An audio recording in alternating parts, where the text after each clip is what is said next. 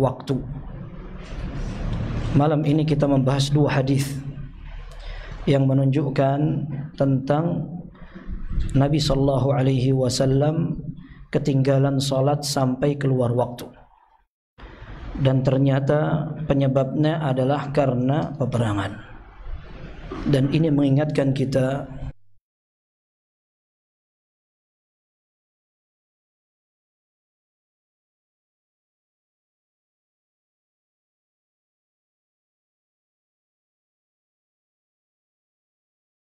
maksimalnya kita hanya keberbekan, kata orang Jawa itu.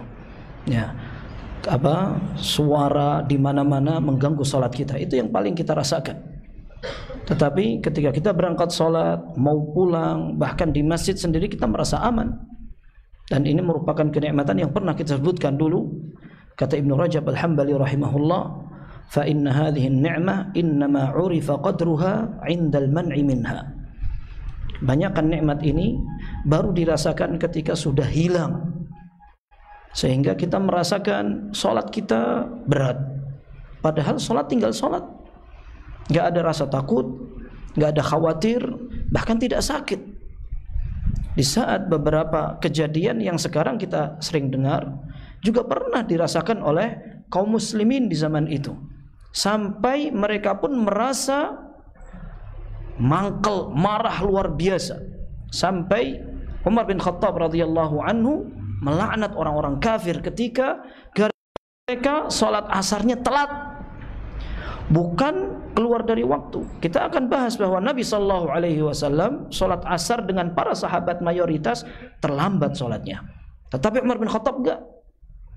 Beliau sempat sholat sebelum terbenam matahari, tetapi beliau mengatakan hatta yasubbu Quraisy, sampai dilaknat benar itu orang Quraisy ketika mereka menyebabkan sholat beliau terlambat. Artinya ikhwas sekalian, kita ini sholat tinggal sholat, tapi musuh kita lawan kita sendiri, atau syaitan dan diri kita sendiri. Sehingga Ibnu Qayyim rahimahullah menyatakan, orang yang tidak bisa mengalahkan lawannya yang paling kuat yaitu dirinya sendiri, dia akan bakal kesulitan melawan musuh luarnya. Orang yang teriak jihad-jihad itu belum tahu konsekuensi jihad. Dan tidak mesti orang yang sekarang diam, tidak pernah menyuarakan jihad, ketika dihadapkan dengan jihad syar'i mereka menjadi orang paling loyo, belum tentu. Karena kekuatan itu bukan pada fisik, akan tetapi kekuatan iman. Orang yang dididik oleh Nabi sallallahu alaihi wasallam bertahun-tahun, sehingga ketika dihadapkan dengan penyembelihan, maka dia bisa mengatakan, jangankan sekarang Muhammad ditaruh di tempatku untuk dibunuh besok, enggak. Sekarang ini aku tidak redha kalau seandainya Muhammad sallallahu alaihi wasallam tertusuk duri. Biar aku saja yang mati, enggak ada masalah. Ini melalui pendidikan diri yang kuat. Kalau orang yang hanya pengen, saya pokoknya kelihatan kuat, saya berjuang untuk Islam, saya sudah banyak dosanya, saya juga pengen jadikan badan itu tumbal, ini enggak cukup.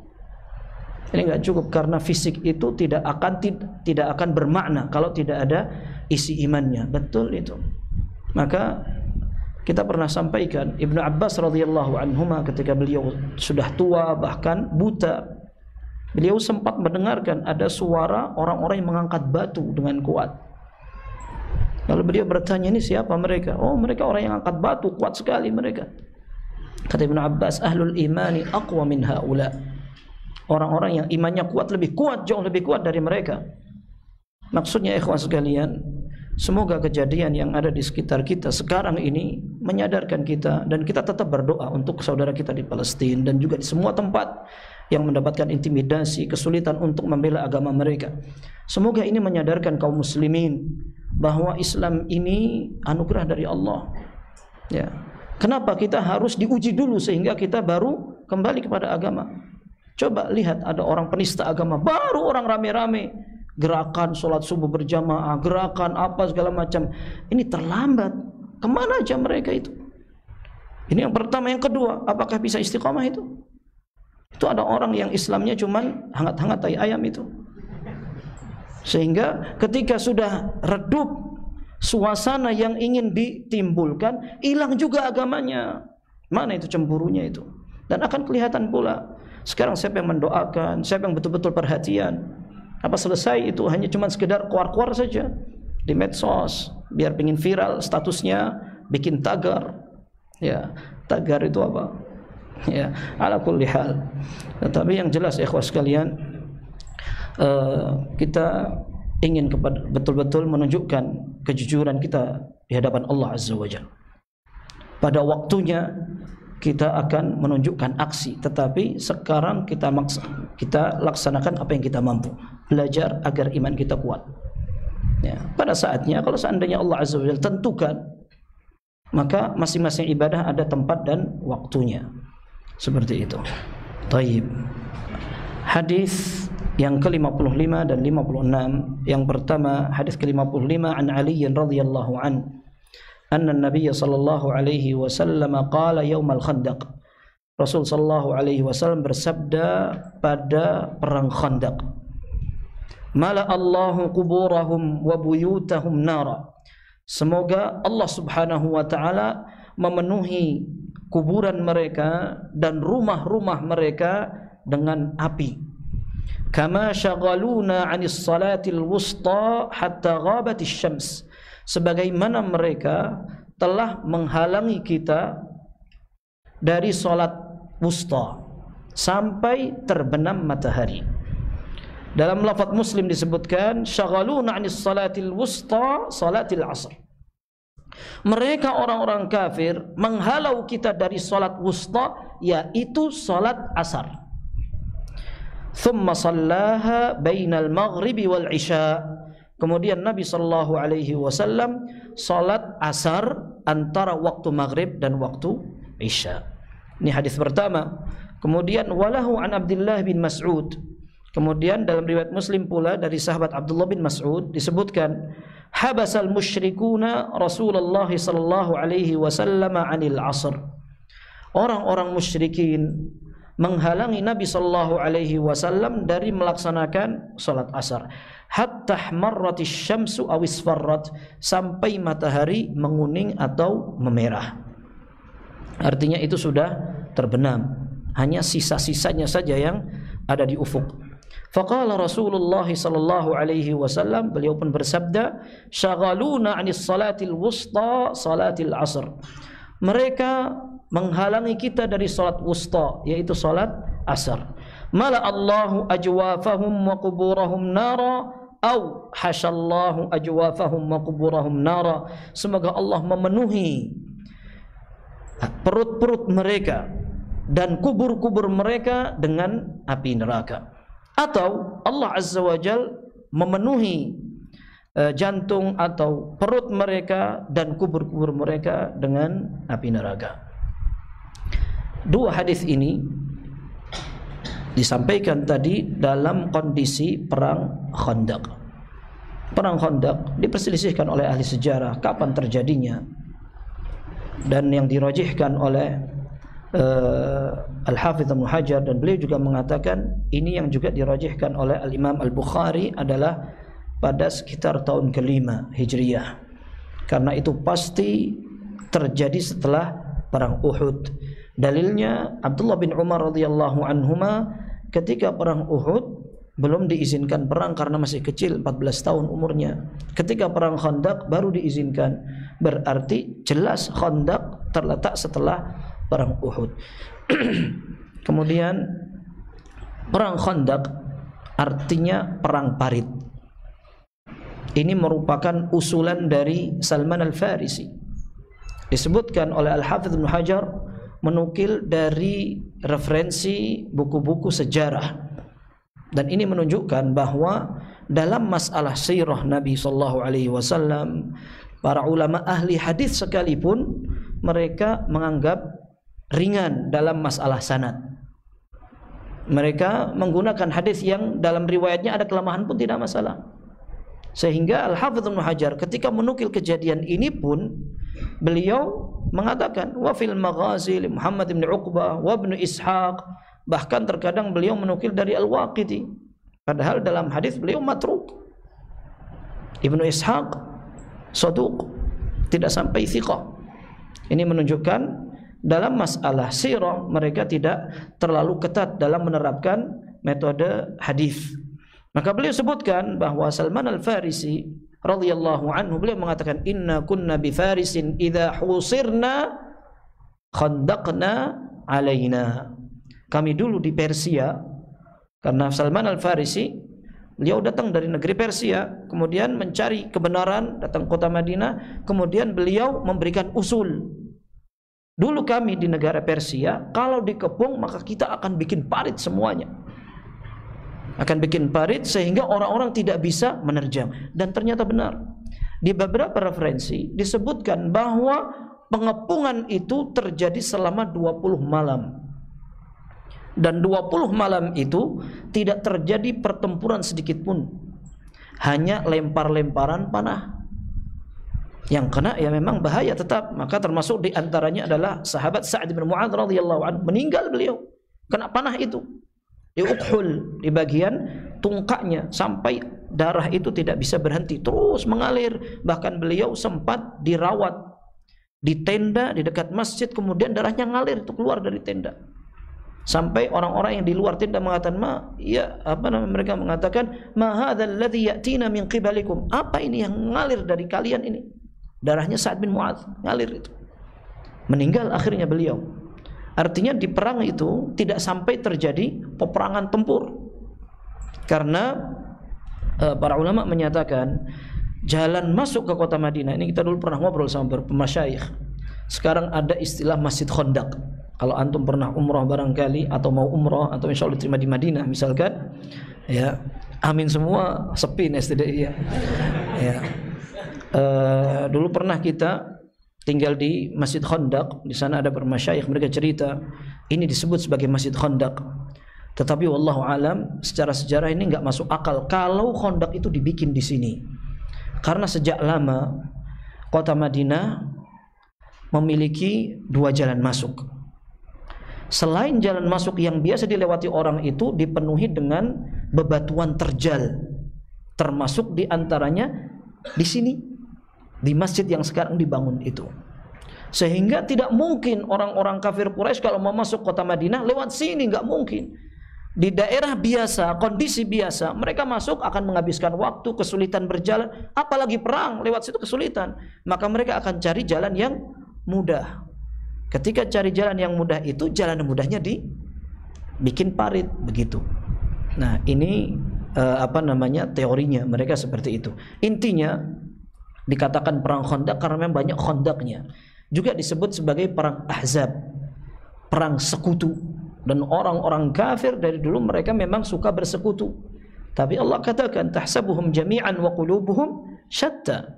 Kelihatan mereka itu bersekongkol, kuat, berserikat, akan tetapi sebenarnya mereka ini bercerai-berai karena keimanannya enggak ada. Seperti itu. Baik, disebutkan demikian karena memang terjadi banyak persekongkolan. Kalau disebutkan Hafidz Ibnu Hajar, subhanallah, luar biasa. Orang Quraisy aja sudah besar dan mereka wasatul Arab, yang paling terhormat itu. Kemudian ditambah dengan suku Ghatafan. Suku Ghatafan itu juga sama, kabilah besar dari bangsa Adnan, dari kalangan bangsa Arab. Kemudian dikompori oleh orang-orang pembesar Yahudi, termasuk diantaranya Huyai bin Akhtab. Huyai bin Akhtab ini pembesar Bani Nadir. Dia adalah bapaknya Safiyah binti Huyai radhiyallahu anha. Dia dan saudaranya namanya Abu Yasir. Dua-duanya ahlul kitab, ngerti bahwa Nabi SAW akan tiba itu. Bahkan Safiyah cerita, bapakku dan pamanku ketika datang Nabi SAW ke Masjid Quba, maka mereka setiap malam ingin mencari berita, keluar dari rumah untuk mencari berita Muhammad SAW. Mughallisan. Mughallisan itu artinya keluar di waktu ghalas. Kita tahu kemarin ghalas artinya waktu malam, yang menjelang fajar, sudah bercampur waktu fajar dengan waktu malam. Nanti di akhir siang mereka pulang dalam kondisi lemas sekali. Kemudian terjadi perbincangan antara Abu Yasir dan Huyai bin Akhtab ini. Terjadi perbincangan, kamu ngerti ya? ini benar-benar orang yang datang. Iya, karena dua-duanya ngerti bahwa akan datang Nabi akhir zaman namanya Muhammad sallallahu alaihi wasallam, dan itu sudah pasti gitu. Akhirnya ditanya oleh Abu Yasir ini, si Huyai bin Akhtab, perasaanmu bagaimana? Wallahi al-adawah ma baqitu, aku akan memusuhi selama aku masih hidup. Nah, ini Huyai bin Akhtab seperti itu. Akhirnya dia datang ke Mekah diam-diam, kemudian mengompori mereka, ayo perangi Muhammad sallallahu alaihi wasallam. Ada lagi orang yang namanya Kinanah ibn siapa begitu, dia merupakan menantu dari Huyai bin Akhtab ini, yang menjadi suami Safiyah sebelum jatuh di tangan Nabi sallallahu alaihi wasallam. Ini juga sama, dia datang ke Mekah mengompori suku Ghatafan. Artinya mereka semua dikompor-kompori, akhirnya mereka berangkat. Abu Sufyan dengan pasukan besar, kemudian di jalan bertemu dengan pasukan Ghatafan, kemudian ketemu lagi dengan orang-orang Arab semua ketemu. Datang ke kota Madinah, dibantu juga berita-beritanya dari Bani An-Nadir dan juga pasukan-pasukan Yahudi. Sampai orang Yahudi pengen nyerang Muhammad SAW dari dalam, sehingga malam-malam itu mencekam sekali. Al-Hafidz Ibnu Hajar menceritakan agar kita itu paham kenapa sampai Nabi SAW terlambat sholatnya, karena kondisinya mengerikan seperti itu. Nah, akhirnya inti ceritanya itu panjang, kata Hafidz Ibnu Hajar, yang penting akhirnya sholatnya terlambat. Nah, para ulama mengatakan, apakah Nabi SAW sholat terlambat itu lupa? Mungkin, kata Hafidz Ibnu Hajar, mungkin. Ada riwayat Imam Ahmad rahimahullah bahwa Rasul sallallahu alaihi wasallam salat maghrib bersama para sahabat. Kemudian beliau mengatakan kepada para sahabat, hal ahadum minkum ra'ani shallaitul asr? Apakah di antara kalian ada yang melihat aku salat asar tadi? Qalu la ya Rasulullah. Enggak ya Rasulullah. Akhirnya beliau salat asar. Ini riwayat Ahmad. Hanya riwayat ini sanadnya lemah, ditambah dengan tidak sesuai dengan riwayat dalam Sahih Bukhari dan Muslim. Umar bin Khattab radhiyallahu anhu ngamuk-ngamuk, ya Rasulullah, ma kittu usallil asra hatta kadat asy-syamsu taghrub.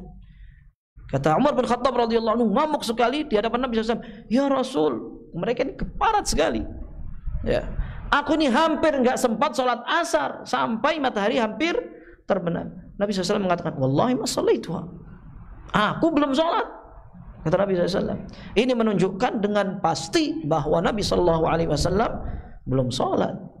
Berarti beliau sengaja tidak sholat di waktunya, tetapi karena disibukkan, karena disebut dengan yang semacam ini. Baik, maka dalam hadis ini disebutkan contoh keteladanan bahwa ketika seseorang terlambat dari sholat fardu sampai keluar waktunya, maka dia memang tetap diwajibkan untuk melaksanakannya. Tetapi kalau sholat yang keluar dari waktunya itu lebih dari satu, ini khilaf juga di antara ulama. Berapa sholat fardu yang ketinggalan di zaman itu? Apakah sholat asar saja? Dan itu kata Hafidz Ibnu Hajar, al-zahir min riwayat sahih. Dalam riwayat yang Sahih Bukhari atau Sahih Muslim juga, Nabi SAW tidak ketinggalan kecuali sholat asar. Tetapi dalam beberapa hadis, termasuk diantaranya yang diriwayatkan dari Abi Sa'id Al-Khudri, Rasul SAW sampai ketinggalan dari zuhur. Dalam beberapa redaksi disebutkan 4 sholat. Akan tetapi kata Al-Hafidz Ibnu Hajar, riwayat yang mengatakan 4 itu sepertinya tajawuz. Tajawuz itu artinya mungkin digenapkan atau dilebihkan. Karena sholat isya'nya jelas Rasul SAW tidak ketinggalan. Kalau 4 berarti zuhur, asar, maghrib, isya, ya kan? Tetapi isya jelas tidak ketinggalan, karena Nabi SAW sholat asar aja antara maghrib dan isya, berarti isya nggak ketinggalan. Kemudian ada yang dikatakan bahwa yang dimaksudkan adalah sholat asar saja, ya. Yang lain mungkin di kesempatan yang lain, karena perang Ahzab kan lama. Bisa jadi di awal kejadian Nabi SAW ketinggalan sholat asar, Di waktu yang lain ketinggalan sholat ini, sholat ini, sholat ini. Dan mungkin, kata Hafidz Ibnu Hajar, mungkin aja.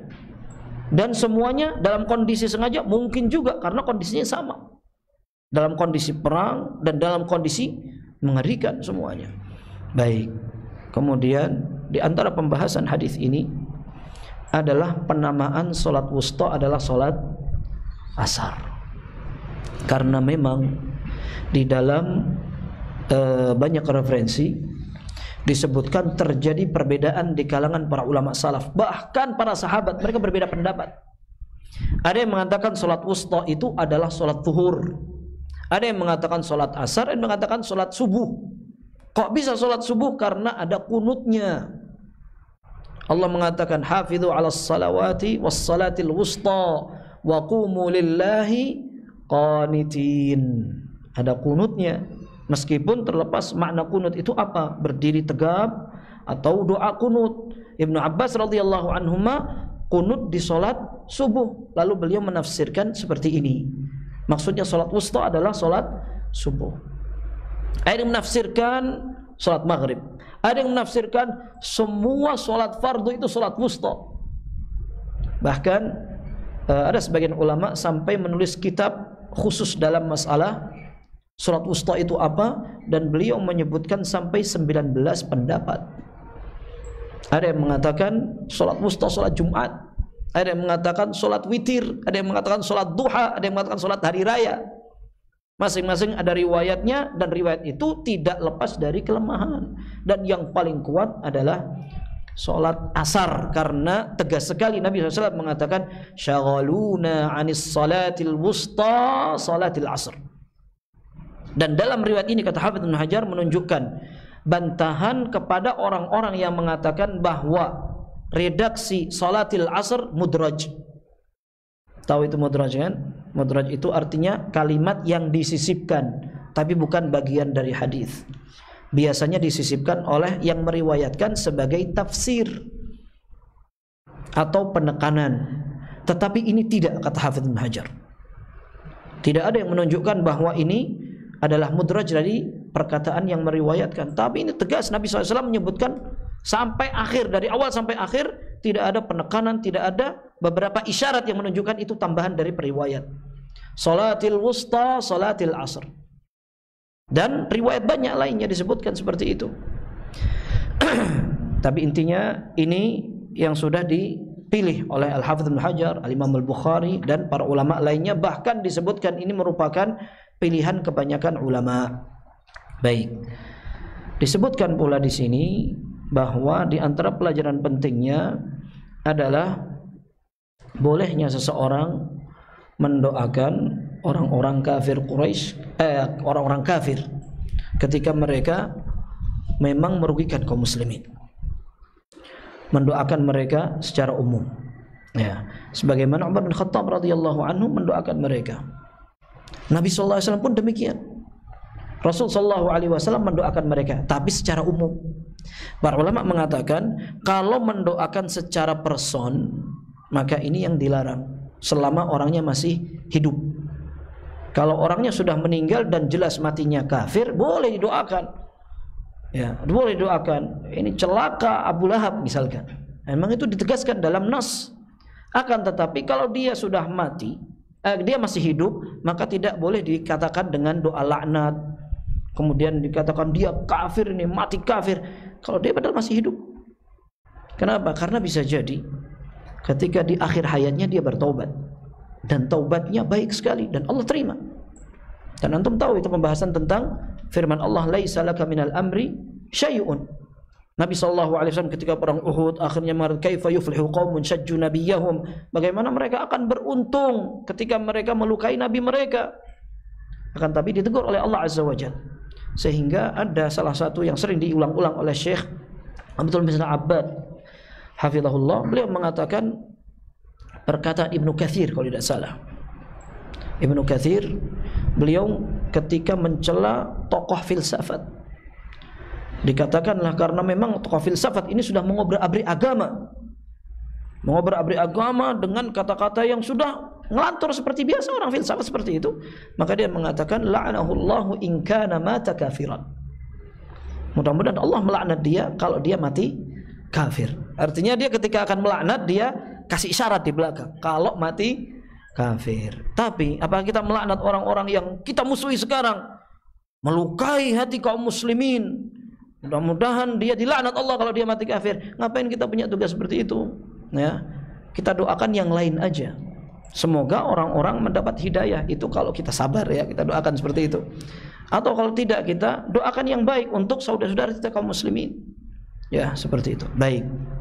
Kemudian ada sebagian ulama mengatakan, kok bisa doa Nabi sallallahu alaihi wasallam tidak terjadi? Maksudnya tidak terjadi bagaimana? Bukankah Nabi sallallahu alaihi wasallam menyatakan mala Allahu quburahum wa buyutahum nara? Semoga Allah memenuhi rumah mereka dan kubur mereka dengan api sebagaimana mereka menghalau kita dari salat asar. Al-Hafidz Ibnu Hajar mengatakan, dan beliau menukil perkataan ulama-ulama sebelumnya, beliau mengatakan bahwa kalau kondisi setelah mati itu pasti. Orang kafir ketika mereka mati akhirnya, maka pasti sudah kuburan mereka diisi dengan api itu sebanyak-banyaknya sudah. Enggak usah didoakan Nabi SAW, mereka mati kafir, udah disongsong dengan api. Akan tetapi ketika mereka masih hidup, kenapa tidak terjadi tiba-tiba rumah mereka kebakaran semua? Maka Al-Hafidz Ibnu Hajar mengatakan maksud dari buyut itu bisa jadi sukanaha. Maksudnya adalah para penghuni rumah-rumah itu. Dan ini sejalan dengan hadis yang diriwayatkan dari Abdullah bin Mas'ud, mala Allahu ajwafahum, perut-perut mereka, berarti orangnya maksudnya. Mudah-mudahan Allah penuhi badan mereka dengan api neraka. Ketika mereka masih hidup sudah dipenuhi seperti itu. Itu mungkin saja kata Hafidz Ibnu Hajar rahimahullah. Kemudian di antara pelajaran pentingnya adalah bolehnya seseorang mengqadha lebih dari satu salat yang ketinggalan. Tadi kita sebutkan itu. Kita sebutkan bahwa ketika salat yang ketinggalan itu tidak satu aja, akan tapi banyak, maka dianjurkan untuk urut. Bahkan sebagian ulama mewajibkan urut. Di antara buktinya Nabi sallallahu alaihi wasallam kemudian sholat asar dulu, padahal maghribnya sudah tiba. Dalam riwayat Umar bin Khattab radhiyallahu anhu dalam Sahihain disebutkan bahwa Umar bin Khattab radhiyallahu anhu jaa yaumal khandaq ba'dama gharabatis syams. Umar bin Khattab datang mencak-mencak, ini marah-marah dia ketika matahari sudah terbenam. Faja'ala yasubbu kuffara Quraisy, maka beliau mencela orang-orang kafir Quraisy. Qala ya Rasulullah, ma kittu usalli al-'asra hatta kadat asy-syamsu taghrub. Hampir aku enggak sempat salat asar sampai matahari hampir terbenam. Maka Nabi SAW mengatakan, wallahi ma shallaituha. Aku belum salat malahan, kata beliau. Dan ini kata Hafidz Ibnu Hajar menunjukkan bagaimana Nabi sallallahu alaihi wasallam ingin memberikan motivasi kepada para sahabatnya. Kalau Nabi SAW sudah berhasil sholat, maka yang belum sholat kan gak enak. Wih, ternyata kita terlambat semua sholat ini. Padahal Nabi SAW tidak terlambat. Tapi begitu mereka tahu Nabi SAW ternyata juga sama belum sholat, berarti mereka akan merasa tenang.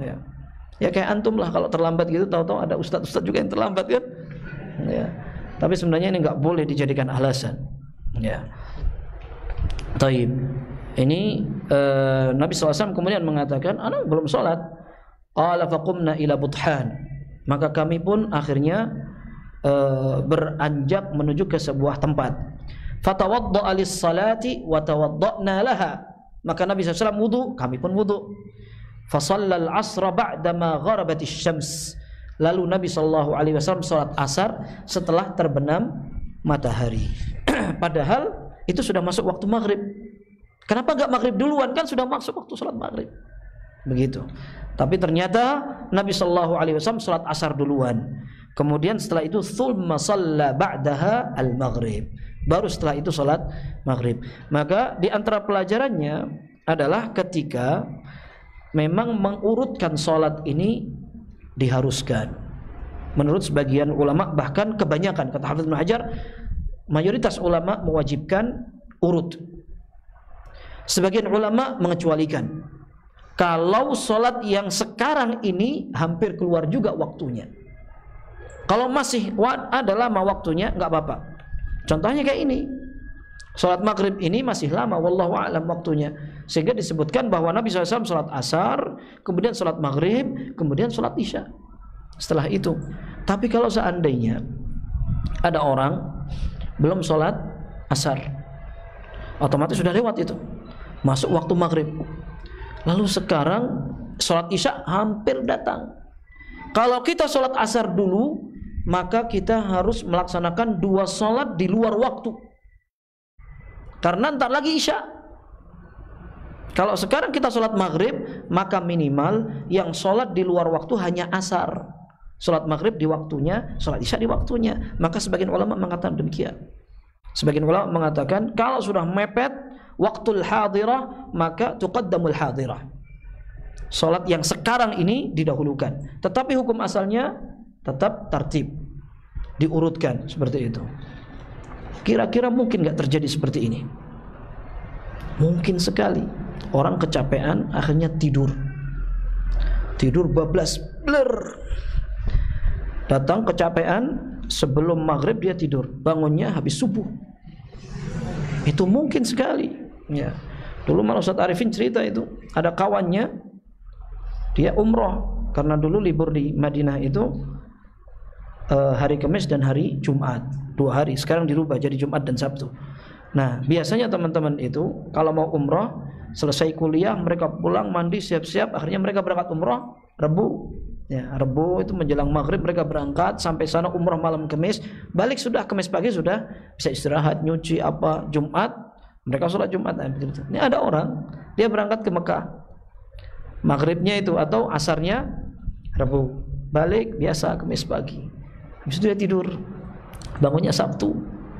Nah, dia bangun Sabtu, kemudian dia tanya ke sahib-sahibnya, ini kita mau Jumatan. Apaan Jumatan? Udah mau kuliah ini sekarang di Sabtu. Subhanallah, tidur sehari semalam. Berarti yang mana kelewat itu? Ya. Tapi maksudnya itu mungkin. Nah, ini bisa jadi kecapean sekali. Tapi kalau kecapean tiap hari ini perlu diruqyah. Ya. Baik, jadi di sini disebutkan bahwa ketika seorang sholatnya ketinggalan lama, ya, ketinggalan banyak sekali. Maksudnya lebih dari 1 sholat, maka dia dianjurkan untuk tertib atau urut. Kemudian di sini juga ada pelajaran bolehnya seseorang bersumpah meskipun tidak diminta. Tapi yang bagus memang tidak perlu bersumpah. Sebagaimana sebenarnya sumpah kalau hanya di mulut saja, seperti orang Arab misalnya, wallah ana nggak ngambil misalkan, wallah ana capek, ente nggak usah bersumpah, kita juga nggak butuh gitu. Maksudnya, wallah ana capek hari ini, kuliah padat 7 jam misalkan. Nah, ini biasa sebagian orang mengatakan wallah ana begini, wallah ana nggak begini. Itu hanya kata-kata saja yang sering diucapkan. Dan ini menjadi laghul yamin. Nah, kalau seandainya tidak diucapkan, itu bisa masuk dalam firman Allah, fahfadhu aimanakum. Peliharalah sumpah kalian, dan itu lebih afdal. Tapi kalau seandainya ada yang mengucapkan dan tujuannya memang sumpah, maka tidak mengapa, sekalipun tidak diminta. Buktinya adalah seperti ini. Umar bin Khattab radhiyallahu anhu mengatakan, ma kitu salil asr hatta kadat asy-syamsu taghrib. Rasulullah SAW menjawab, wallahi ma sallaituha. Ana belum sholat, demi Allah ana enggak sholat. Kalau Nabi SAW tidak bersumpah pun diterima. Tapi ini menunjukkan bahwa sumpah tanpa diminta boleh. Kalau sumpah diminta ada.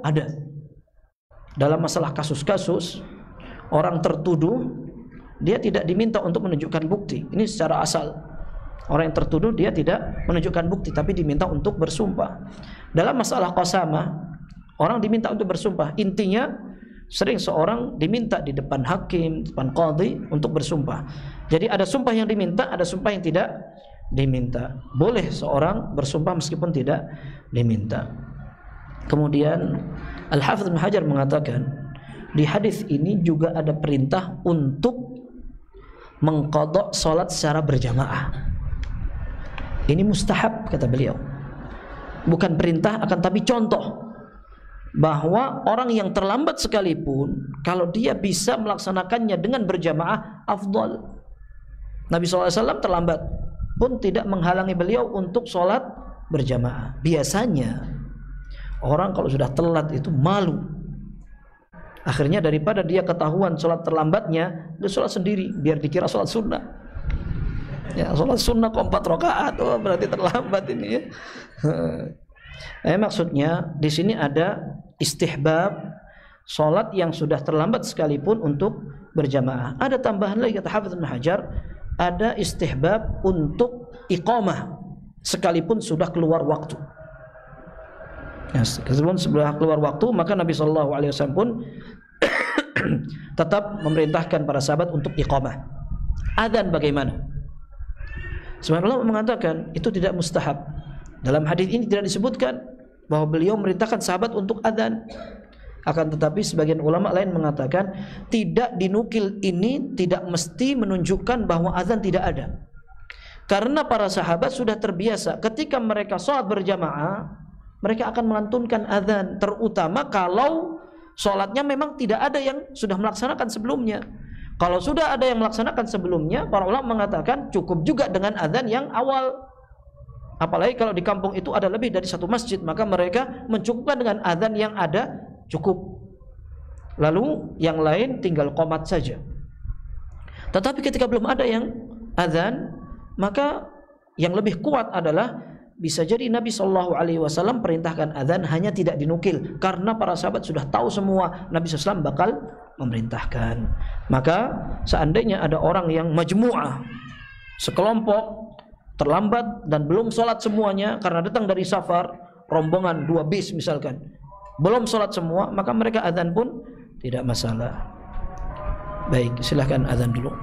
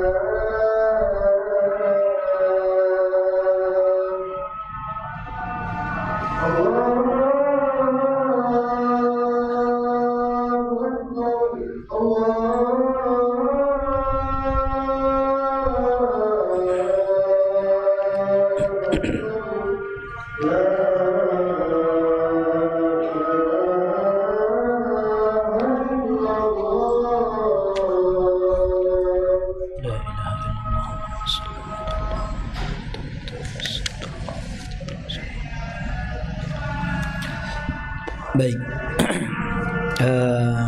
Ini yang dapat kita pelajari malam hari ini, dan ini menjadi rekor pengajian tersingkat ya, yang membahagiakan kaum muslimin ya.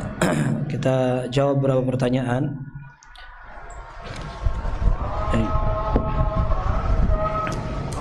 Tolong nasihatnya Ustadz untuk mahasiswa agar mencatat saat kajian. Ya, ana tidak bisa memaksa kalau memang kawan-kawan antum ini para hufadz. Jadi mereka sudah hafal. Kalaupun antum tulis tidak apa-apa, bagus. Kan tetapi untuk orang yang tidak menulis dan tidak menghafal, kalau seandainya sudah belajar tidak mengapa. Pun demikian seandainya mereka juga pernah membaca ini atau akan membaca di kamarnya juga tidak apa-apa. Tapi kalau tidak, maka yang menulis lebih afdal dari yang tidak menulis. Ya, dalilnya sudah banyak itu, ya, tidak perlu diingatkan kembali. Cukup ada pertanyaan seperti ini sudah pada malu sebenarnya. Taib, apakah boleh berzikir di saat pelajaran atau kajian disampaikan karena terkadang ingat dosa-dosa lalu? Boleh, wallahu a'lam. Tapi jangan zikir bareng-bareng dan teriak-teriak. Ini mengganggu stabilitas. Jadi beberapa fuqaha mengatakan ketika mereka berada di masjid yang besar, kemudian khutbah Jumat tidak terdengar, maka sebagian ulama mengatakan dia boleh berzikir. Kalau khutbah Jumat saja boleh berzikir, maka yang bukan khutbah Jumat yang tidak wajib untuk didengarkan, maksudnya tidak harus banget. Sementara khutbah Jumat wajib didengarkan. Ya, khutbah Jumat wajib didengarkan. Kalau seandainya yang wajib didengarkan saja para ulama menasihatkan zikir, maka yang tidak pun lebih bisa, wallahu a'lam. Ulama Hanabila menghukumi wajib mencuci tangan dan beristinsyak 3 kali bangun tidur. Apakah kewajiban ini terpenuhi ketika mencuci tangan dan istinsyak dalam berwudu untuk salat tahajud ataukah harus dipisah? Wallahu a'lam, sudah tercukupi. Sudah tercukupi, wallahu a'lam.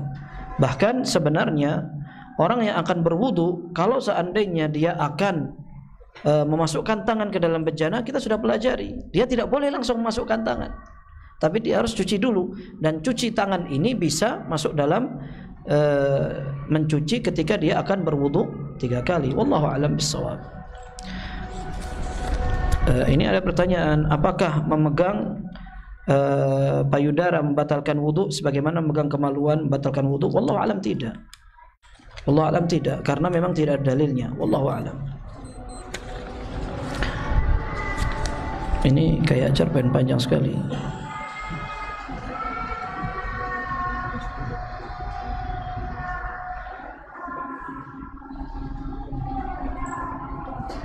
Subhanallah.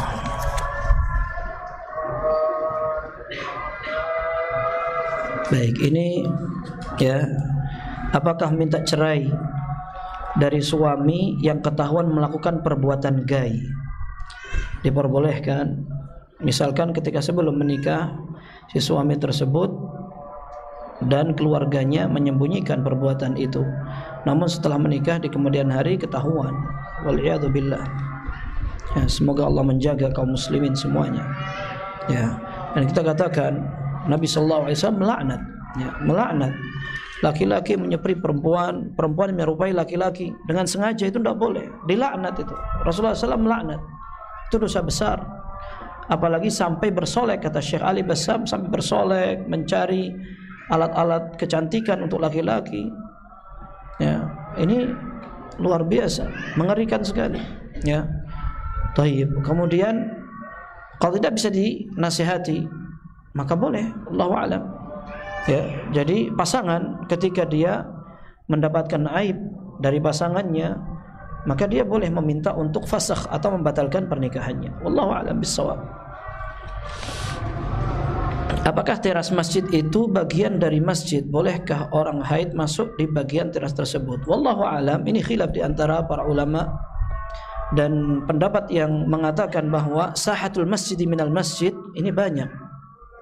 Sahatul masjid atau teras masjid termasuk dari masjid itu banyak sekali. Akan tetapi yang mengatakan bahwa sahah atau halaman masjid tidak termasuk bagian dari masjid juga kuat pendapatnya. Para ulama mengatakan kalau seandainya ada tembok yang itu menjadi tembok masjid, maka selama yang ada di dalam tembok itu masuk dari bagian masjid.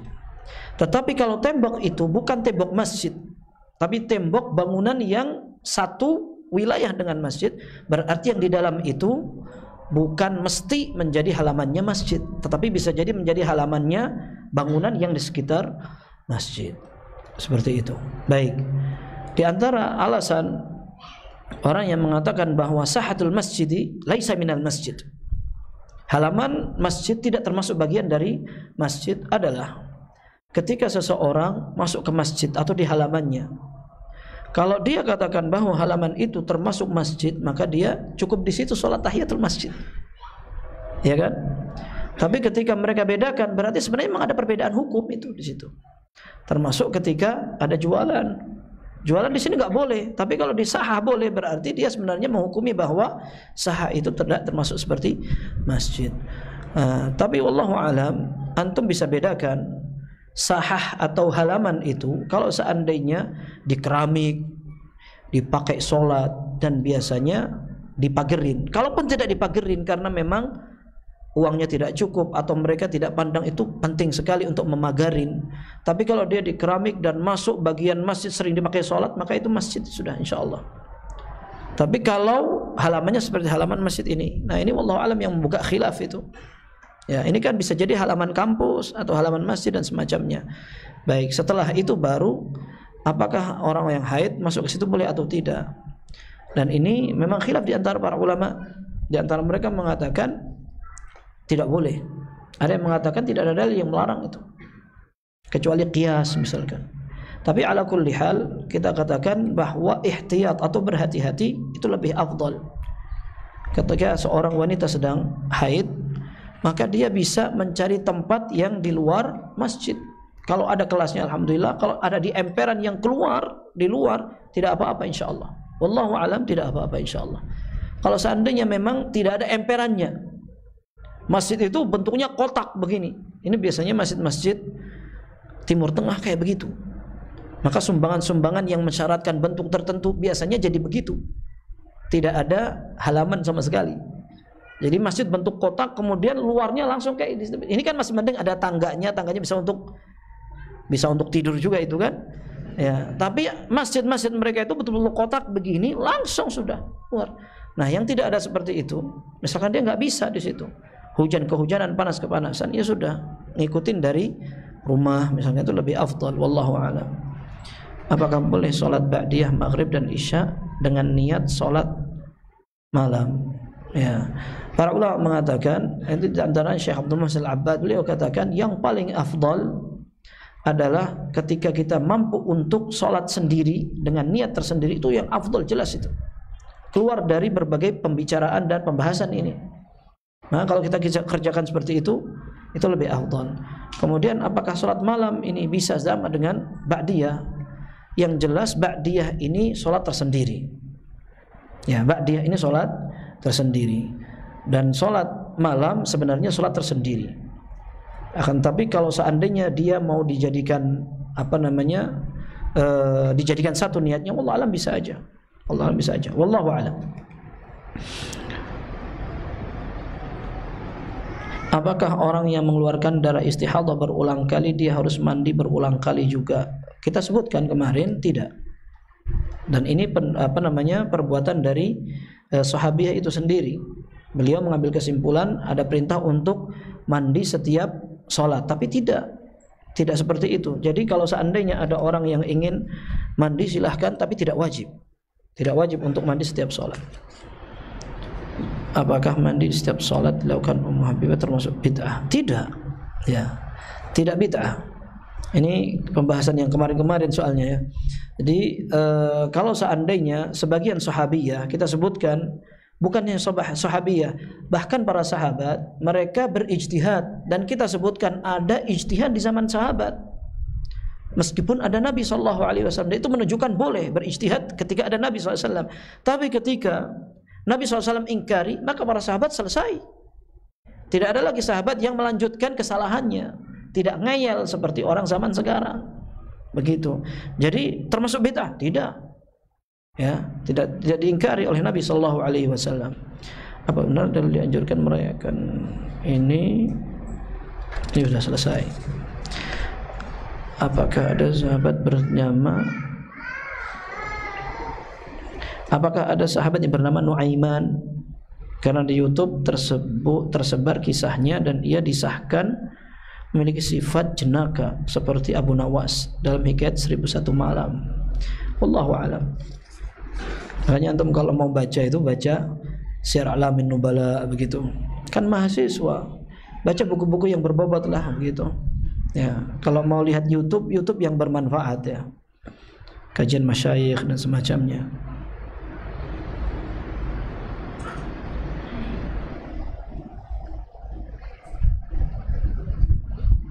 Bagaimana kalau ada orang memuji kita? Kalau seandainya pujian itu tidak membuat ujub, merusak niat, tidak apa-apa. Dan ini bisa jadi ajil busyral mu'min. Akan tapi kalau seandainya dikhawatirkan merusak, maka jangan tergiur dengan pujian itu. Antum pastikan bahwa orang itu nggak ngerti antum, ya kan?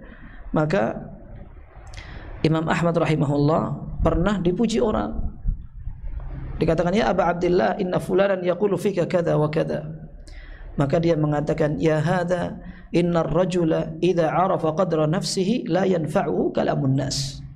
Dia mengatakan, ini Aba Fulan, orang itu kalau tahu diri, dia tidak akan pedulikan perkataan orang. Orang bilang, antum Masya Allah, bacaan antum kayak Syekh Sudes. Antum tahu enggak bacaan antum kayak Sudes? Ya, antum tahu sendiri itu. Ini jangan-jangan ngejek ini, ya kan? Nah, maka kalaupun misalkan orang memuji antum, antum tahu sendiri ini ada enggak pujian sama antum. Kalau seandainya memang ada sebagiannya begitu, maka bisa jadi yang diniatkan orang itu antum ini hebat sekali, padahal antum enggak. Ya antum paling tahu sendiri. Maka kalau seandainya orang tahu tahu diri lah, maka dia enggak perlu menjadikan pertimbangan omongan orang. Dan kalau perlu dia berdoa kepada Allah agar diselamatkan dari sesuatu yang tidak baik untuk dia.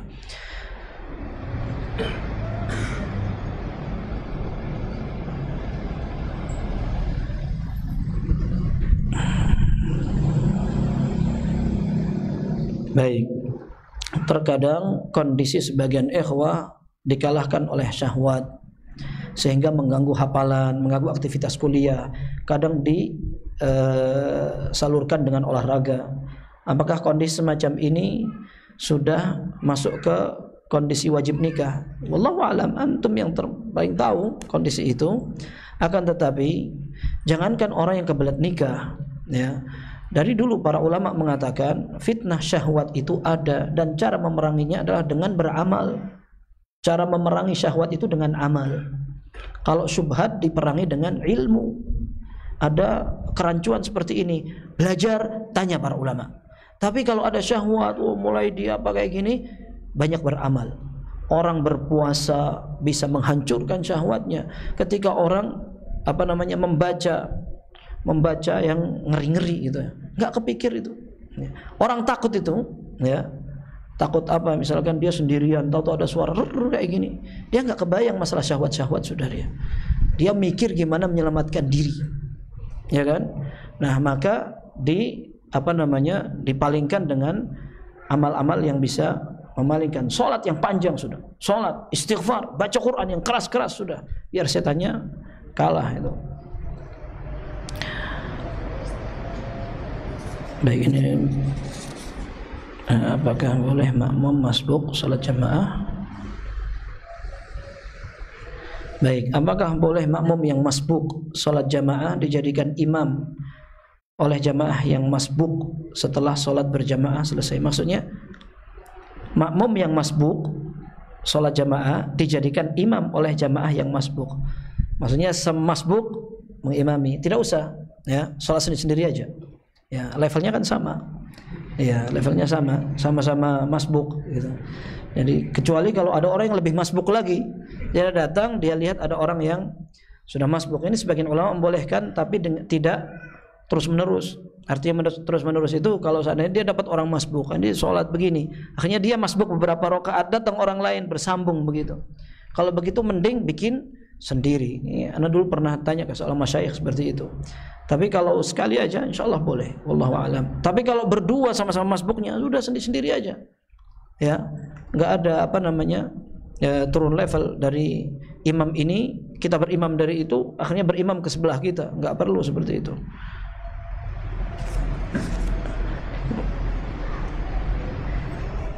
Apakah boleh membaca bacaan ruku, sujud, duduk di antara dua sujud lebih dari 3 kali? Wallahu alam boleh. Ini Syekh Albani pernah menyatakan boleh. Wallahu alam. Ustaz, qiraat Ibnu Mas'ud dan Ali atau Ibnu Ka'ab adalah kalamullah atau makhluk? Apakah ayat Al-Qur'an yang sudah hukumnya tetap berlaku? Jazakumullah khairan. Ya, qiraat yang syadzah, beberapa qiraat yang syadzah para ulama mengatakan sudah tidak berhak lagi untuk dibaca. Tapi apakah makhluk? Kalamullah bukan makhluk, ya. Tidak mesti qiraat yang lain jadi makhluk, enggak. Ya. Kemudian Al-Quran yang sudah mansukh, apakah hukumnya terlalu berlaku? Hukumnya tetap berlaku. Para ulama mengatakan ada macam-macam dalam Al-Quran. Ada yang ayatnya dinasakh, hukumnya tetap berlaku. Seperti radha'ah, ya. Kana fima unzila minal Qur'an 10 radha'atin ma'lumatin yuharrimna, ya kan? Di antara yang diturunkan Allah itu adalah 10 kali menyusu yang bisa membuat orang mahram. Tapi setelah itu ayat itu dinasakh, sudah enggak ada lagi, tapi tetap dipakai. Kemudian ada yang kebalikannya, ya, ayatnya masih dibaca, akan tapi tidak dipakai karena mansukh dengan ayat yang lain, seperti ayat wasiat. Wallahu alam. Ini diantara contohnya, meskipun itu tidak lepas dari khilaf di antara para ulama, apakah ini dinasakh sama ini atau tidak. Wallahu alam. Kemudian wasiat untuk ahli waris maksudnya. Kemudian ada yang dua-duanya dinasakh, bacaannya dan juga hukumnya, seperti itu. Ya tinggal dibaca fatwa para ulama saja, seperti itu. Ini barangkali yang dapat kita pelajari, mudah-mudahan bermanfaat, dan kurang lebihnya mohon maaf. Wassallallahu wasallam wa baraka ala abdihi wa rasulih Muhammad wa alihi wa sahbihi ajma'in. Subhanakallahumma wa bihamdika asyhadu an la ilaha illa anta astaghfiruka wa atubu ilaik. Walhamdulillahirabbil alamin.